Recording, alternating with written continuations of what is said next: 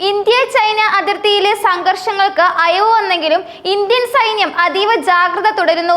കിഴക്കൻ ലഡാക്ക് മുതൽ അരുണാചൽ പ്രദേശ് വരെയുള്ള യഥാർത്ഥ നിയന്ത്രണ രേഖയിൽ ചൈന അടിസ്ഥാന സൗകര്യങ്ങൾ വൻതോതിൽ വർദ്ധിപ്പിച്ചതാണ് ഇതിന് കാരണം. റോഡുകൾ, പാലങ്ങൾ, തുരങ്കങ്ങൾ, സൈനിക കേന്ദ്രങ്ങൾ എന്നിവ അതിവേഗം വികസിപ്പിച്ച് വെറും 3 മണിക്കൂറിൽ വൻതോതിൽ സൈനിക വിന്യാസം നടത്താൻ ശേഷിയുള്ള ഒരു സൈനിക ശക്തിയായി ചൈന മാറിയിരിക്കുന്നു. ഇത് ഇന്ത്യക്ക് ഒരു പുതിയ ഭീഷണി ഉയർത്തുന്നു. അതിനാൽ നിലവിലെ പിൻവലിക്കൽ നടപടികൾക്കിടയിലും പൂർണ്ണമായി ചൈനയെ വിശ്വസിക്കാൻ ഇന്ത്യൻ സൈന്യത്തിന് സാധിക്കില്ല. 2020 ജൂണിൽ നടന്ന ഗൽവാൻ സംഘർഷത്തിന് ശേഷം 4 വർഷത്തോളം നീണ്ട സംഘർഷാവസ്ഥയ്ക്കും സൈനിക വിന്യാസങ്ങൾക്കും ശേഷം ഇരു രാജ്യങ്ങളും സൈനികരെ പിൻവലിച്ചു തുടങ്ങിയിട്ടുണ്ട്. നിലവിൽ ചൈനീസ് സൈന്യം 100 കിലോമീറ്റർ ദൂരത്തേക്ക് പിൻവാങ്ങിയതായി കണക്കാക്കുന്നു. ഇന്ത്യയും സമാനമായ രീതിയിൽ സൈനികരുടെ എണ്ണം കുറച്ചിട്ടുണ്ട്. എന്നാൽ ചില തന്ത്രപ്രധാന മേഖലകളിൽ ഇപ്പോഴും സൈനികർ മുഖാമുഖം നിൽക്കുന്ന സ്ഥിതി നിലനിൽക്കുന്നുണ്ട്. ഏകദേശം 45,000 മുതൽ 50,000 വരെ സൈനികർ LACയുടെ സമീപത്ത് ചൈനീസ് ഭാഗത്ത് ഉണ്ടെന്നാണ് ഇന്ത്യൻ സൈന്യത്തിന്റെ വിലയിരുത്തൽ. ഇവർക്ക് ടാങ്കുകൾ, പീരങ്കികൾ, കവച വാഹനങ്ങൾ, ഭൂതല വ്യോമ മിസൈലുകൾ എന്നിവയുടെ പിന്തുണയുമുണ്ട്. ഈ സാഹചര്യത്തിൽ ചൈനീസ് സൈന്യം പെട്ടെന്നൊരു മുന്നേറ്റം നടത്തിയാൽ അതിനെ പ്രതിരോധിക്കാൻ ഇന്ത്യക്ക് തയ്യാറെടുപ്പുകൾ ആവശ്യമാണ്.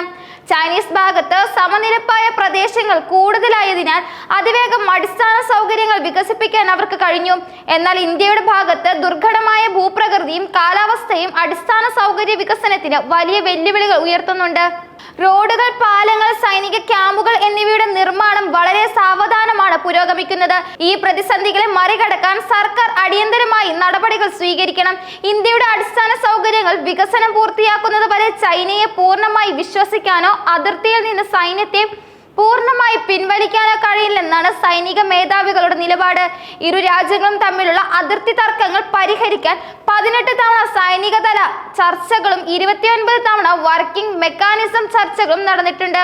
പല മേഖലകളിലെയും തർക്കങ്ങൾ പരിഹരിക്കുകയും സൈനിക വിന്യാസങ്ങൾ കുറയ്ക്കുകയും ചെയ്തെങ്കിലും ഡെപ്സാങ്, ഡെപ്ചോക് തുടങ്ങിയ തന്ത്രപ്രധാന മേഖലകളിൽ ഇപ്പോഴും സൈനികർ മുഖാമുഖം നിൽക്കുകയാണ്. ഈ മേഖലകളിലെ പ്രശ്നങ്ങൾ പരിഹരിച്ചില്ലെങ്കിൽ പൂർണ്ണമായി സാധാരണ നിലയിലേക്ക് മടങ്ങാനും കഴിയില്ല.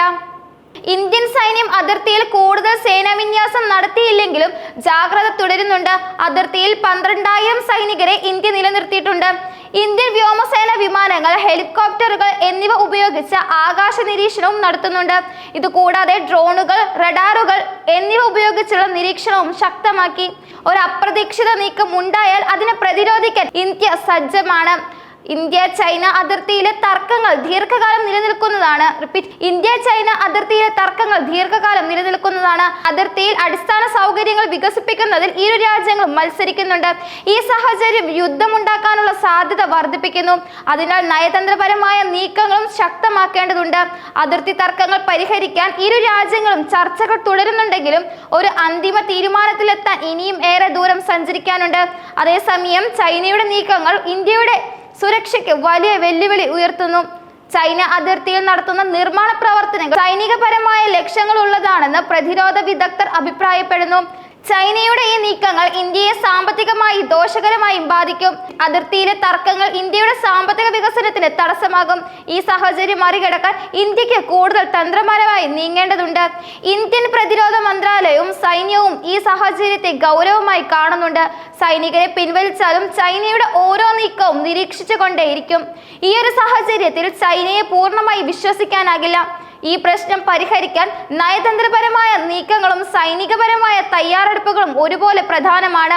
ഈ പ്രശ്നം പരിഹരിച്ചില്ലെങ്കിൽ ഇന്ത്യയുടെ സാമ്പത്തിക ഭാവിക്കും സുരക്ഷയ്ക്കും വലിയ വെല്ലുവിളി ഉണ്ടാകുമെന്ന കാര്യത്തിൽ സംശയമില്ല. ഈ സാഹചര്യത്തിൽ ഇന്ത്യൻ സർക്കാരിന്റെ ഈ പ്രശ്നം എത്രയും വേഗം പരിഹരിക്കേണ്ടത് അനിവാര്യമാണ്.